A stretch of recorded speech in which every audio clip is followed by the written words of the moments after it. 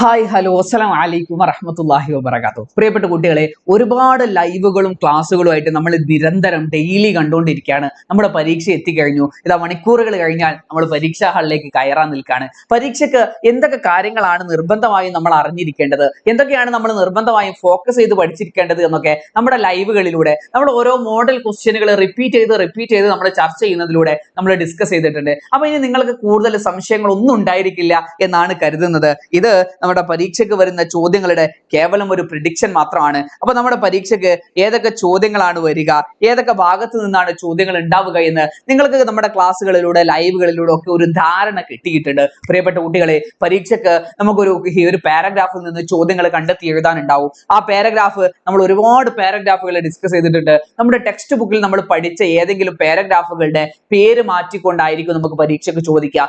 ഏത് പാരഗ്രാഫ് വന്നാലും എങ്ങനെ ഉത്തരം എഴുതണമെന്ന് നമ്മുടെ ക്ലാസ്സുകളിലൂടെ, നമ്മുടെ ലൈവുകളിലൂടെ നമ്മുടെ പ്രിയപ്പെട്ട കുട്ടികൾക്ക് നമ്മൾ പറഞ്ഞു തന്നിട്ടുണ്ട്. രണ്ടാമത്തെ ഹിവാർ ആയിരിക്കും. നമ്മുടെ ഹിവാർ നമ്മുടെ വിദ്യാർത്ഥി ക്ലാസ്സിലേക്ക് നേരം വൈകി വരുമ്പോൾ ടീച്ചറും അവനും തമ്മിലുള്ള സംഭാഷണം നമ്മൾ പഠിച്ചിട്ടുണ്ട്. സ്കൂളിലേക്ക് പോകുന്ന വഴിക്ക് മരത്തണലിൽ ഒരു പ്രായമായ ഒരു മനുഷ്യൻ ദാഹിച്ചിരിക്കുന്നത് കണ്ടപ്പോൾ ആ മനുഷ്യനുമായി സംസാരിച്ച് ആ മനുഷ്യന് വെള്ളം കൊടുത്ത് ക്ലാസ്സിലേക്ക് നേരം വൈകി വന്ന കുട്ടിയുടെ അനുഭവം നമ്മൾ പഠിപ്പിച്ച സമയത്ത് നമ്മൾ സംഭാഷണങ്ങൾ പഠിച്ചിട്ടുണ്ട്. അങ്ങനെ ഒരുപാട് സംഭാഷണങ്ങൾ ടെക്സ്റ്റ് ബുക്കുകൾ നമ്മൾ പഠിച്ചിട്ടുണ്ട്. ഈ സംഭാഷണങ്ങളൊക്കെ വളരെ കൃത്യമായി നമ്മൾ ക്ലാസ്സുകളിൽ ഡിസ്കസ് ചെയ്താണ് എങ്ങനെ ഉത്തരം എഴുതണം, എങ്ങനെയൊക്കെയാണ് ആരംഭിക്കേണ്ടത്, എങ്ങനെയാണ് അവസാനിക്കേണ്ടത് എന്നൊക്കെ നമ്മൾ ലൈവുകളിലൂടെ ചർച്ച ചെയ്തിട്ടുണ്ട്. മൂന്നാമതൊന്ന്, ഒരുപാട് ഗ്രാമർ ഭാഗങ്ങൾ നമ്മൾ ഡിസ്കസ് ചെയ്തിട്ടുണ്ട്. അതിൽ പ്രധാനപ്പെട്ടത് ഫിഅലു മാദിയോട് അൻത ചേർന്ന് വരുമ്പോൾ, അന ചേർന്ന് വരുമ്പോൾ, നഹ്നു ചേർന്ന് വരുമ്പോൾ ഉണ്ടാകുന്ന മാറ്റങ്ങൾ എന്തൊക്കെയാണ് നമ്മൾ പഠിച്ചിട്ടുണ്ട്. ഫിഅലു മുദാരിയാണ് നമ്മൾ മെയിൻ ആയിട്ട് നമ്മൾ പഠിച്ചിരിക്കേണ്ട ഒരു ഭാഗം. ഫിഅലു മുദാരി അലിഫ്, യാ, താ, നൂൻ എന്ന 4 അക്ഷരങ്ങൾ കൊണ്ടാണ് ഫിഅലു മുദാരി ആരംഭിക്കുക. ആ അലിഫ് കൊണ്ട് ആരംഭിക്കുമ്പോൾ അത് ഞാൻ ചെയ്തു എന്ന അർത്ഥത്തിലാണ് നമ്മൾ ഉപയോഗിക്കുന്നത്. നൂന് കൊണ്ട് ആരംഭിക്കുമ്പോൾ അത് ഞങ്ങൾ പ്രവർത്തിച്ചു കൊണ്ടിരിക്കുന്നു എന്ന അർത്ഥത്തിലാണ് നമ്മൾ ഉപയോഗിക്കുന്നത്. യാ ആണെങ്കിൽ അതൊരു പുരുഷനെയും, താ ആണെങ്കിൽ ഒരു സ്ത്രീയുമാണ് സൂചിപ്പിക്കുന്നത് എന്നൊക്കെ വ്യത്യസ്തങ്ങളായ എക്സാമ്പിളുകളിലൂടെ, ഉദാഹരണങ്ങളിലൂടെ നമ്മൾ ഡിസ്കസ് ചെയ്ത് കഴിഞ്ഞിട്ടുണ്ട്. വാഹനങ്ങളുമായി ബന്ധപ്പെട്ട് വാഹനം ഓടിക്കുമ്പോൾ റോഡിൽ നമ്മൾ കാണുന്ന നിരവധിയായ സൈൻ ബോർഡുകളുണ്ട്. അതിൽ പ്രധാനപ്പെട്ട 6 സൈൻ ബോർഡുകൾ ഏതൊക്കെയാണ് എന്ന് നമ്മൾ പഠിച്ചു കഴിഞ്ഞിട്ടുണ്ട്. പാർക്കിങ്ങിന് എന്താണ് പറയുക, വാഹനം നിർത്തേണ്ട സ്ഥലത്തിന് എന്താണ് പറയുക, അതുപോലെ തന്നെ ട്രാഫിക് സിഗ്നലിന് നമ്മൾ എന്താണ് ഇഷാറത്തുൽ മുറൂർ എന്നൊക്കെ നമ്മൾ പഠിച്ചിട്ടുണ്ട്.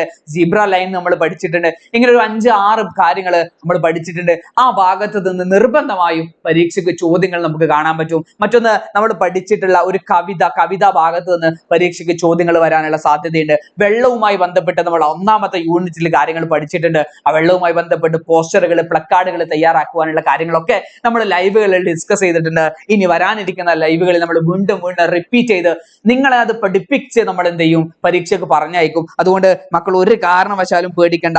എല്ലാം കൊണ്ടും എളുപ്പമായ ഒരു പരീക്ഷയായിരിക്കും നമുക്ക് വരാനിരിക്കുന്നത്. അതുകൊണ്ട് നമ്മൾ പഠിപ്പിച്ച കാര്യങ്ങൾ, നമ്മൾ പറഞ്ഞു തന്ന കാര്യങ്ങൾ കൃത്യമായി ഫോളോ ചെയ്ത് കൃത്യമായി പഠിച്ച് മക്കൾ മുന്നോട്ട് പോവുക. നമ്മുടെ ഇനിയുള്ള ലൈവുകൾ അറ്റൻഡ് ചെയ്യുക. ഏഴരക്ക് ലൈവ് ഉണ്ട്. പരീക്ഷ അന്നേ ദിവസം രാവിലെ 6 മണിക്ക് ഒരു 10-15 മിനിറ്റ് കൊണ്ട് ഒരു 5 ചോദ്യങ്ങൾ കൂടെ നിങ്ങളിലേക്ക് എത്തിച്ചുകൊണ്ടാണ് നമ്മൾ നിങ്ങളെ പരീക്ഷയ്ക്ക് പറഞ്ഞയക്കുന്നത്. എല്ലാം കൊണ്ടും നിങ്ങൾക്ക് ഒരു അധ്യാപകൻ എന്നുള്ള നിലക്ക് ഞാൻ നിങ്ങൾക്ക് എന്തൊക്കെ തരാൻ പറ്റുമോ അതൊക്കെ ഞാൻ നിങ്ങൾക്ക് എത്തിച്ചു തന്നിട്ട് മാത്രമേ നിങ്ങളെ പരീക്ഷയ്ക്ക് പറഞ്ഞയക്കുള്ളൂ. വളരെ എളുപ്പമുള്ള, വളരെ ഈസി ആയിട്ടുള്ള, നമ്മൾ 5ാം ക്ലാസ്സിൽ എഴുതിയ പരീക്ഷകളിൽ ഏറ്റവും എളുപ്പമുള്ള പരീക്ഷയായി അറബിയുടെ ആനുവൽ എക്സാം മാറട്ടെ എന്ന് ആത്മാർത്ഥമായി ആഗ്രഹിച്ച്, ആത്മാർത്ഥമായി പ്രാർത്ഥിച്ച് വളരെ എളുപ്പമുള്ള ഒരു പരീക്ഷയാകട്ടെ എന്ന് മാത്രം ആശംസിച്ചുകൊണ്ട് നിർത്തുകയാണ്. നമുക്ക് ലൈവിൽ കാണാം. അതുവരേക്കും മഅസ്സലാം.